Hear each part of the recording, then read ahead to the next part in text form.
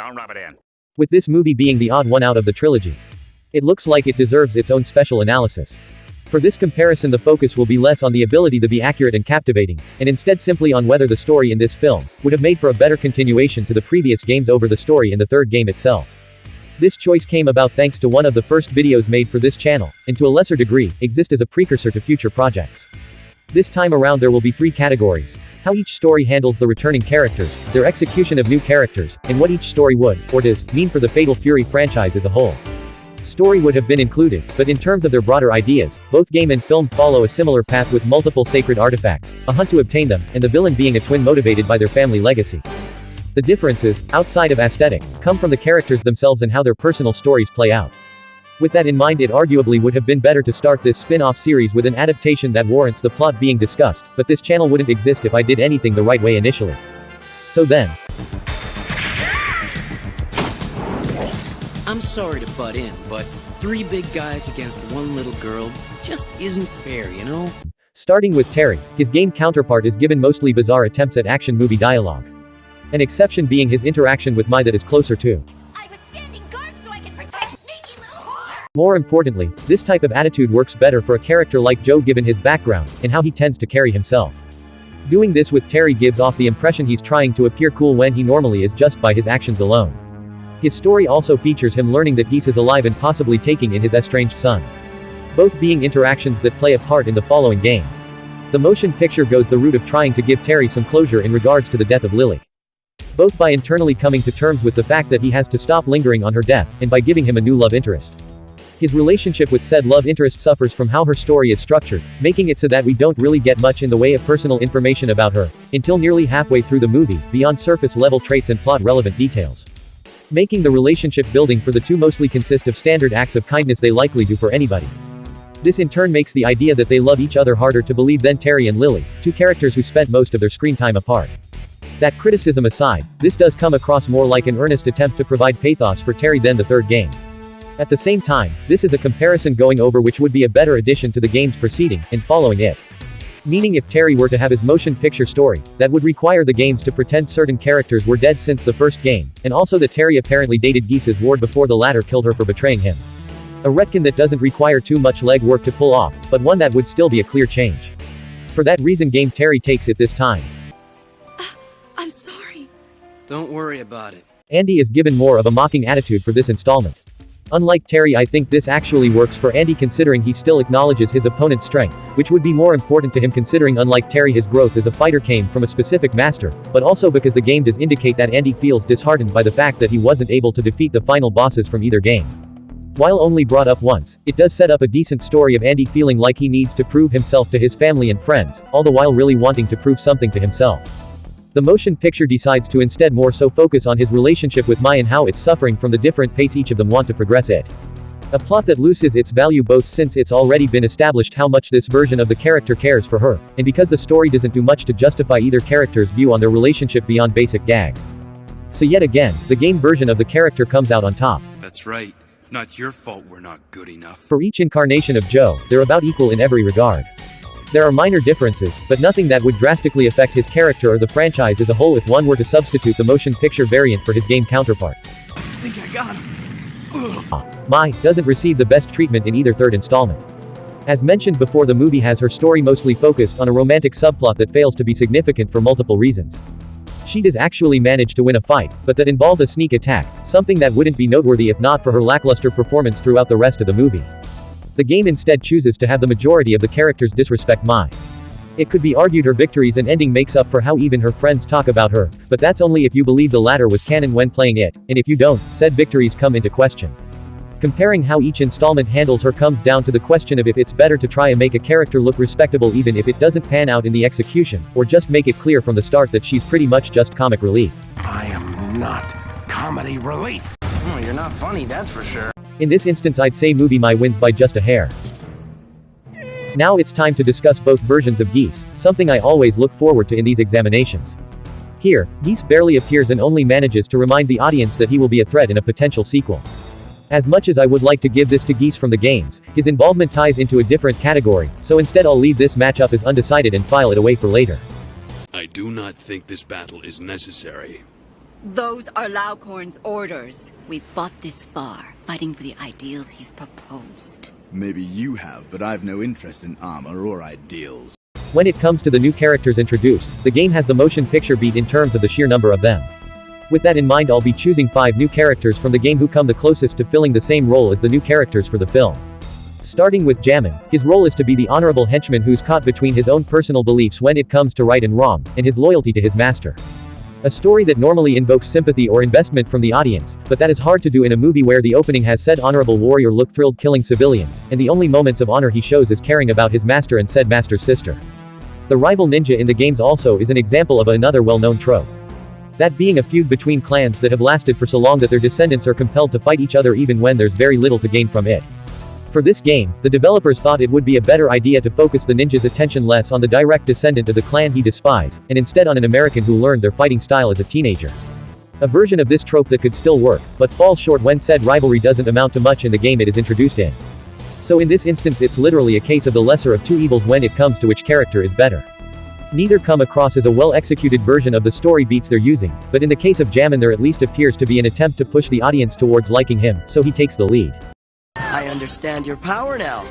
Jammin, do as you will. At the risk of alienating another subset of fans, I don't think Yamazaki was particularly interesting in his debut game. He wasn't bad and had elements that would come to define him as the lively lunatic fans enjoy, but for this game he's pretty basic. Isn't doing much better in this department as his portrayal lacks any sort of intimidation. Part of this comes from him recounting his personality to his teammates who presumably worked with him for quite some time, as well as going over who they are as people to their face. The major issue is that the story spends none of that valuable exposition to establish his personal goals.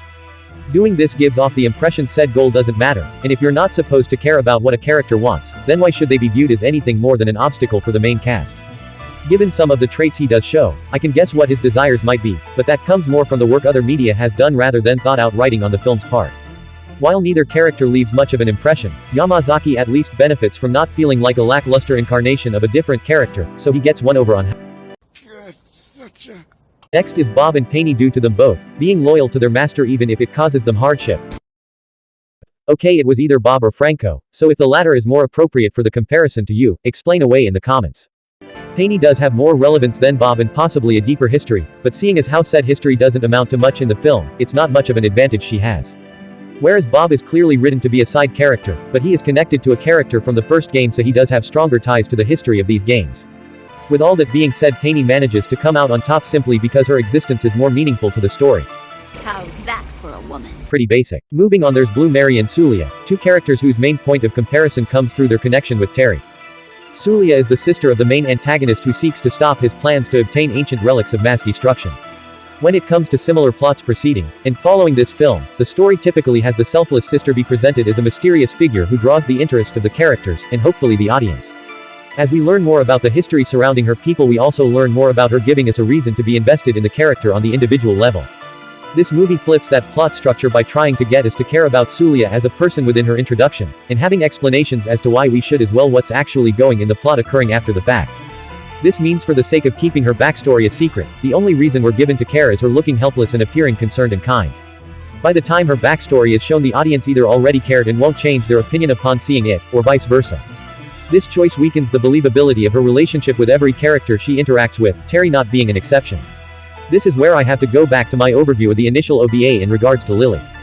If she survived until the third movie, not only would the strength of her and Terry's relationship be more apparent thanks to added screen time, but it would also fully characterize her in her own right, as now she has all of New Battle and the beginning of the motion picture to flesh her out.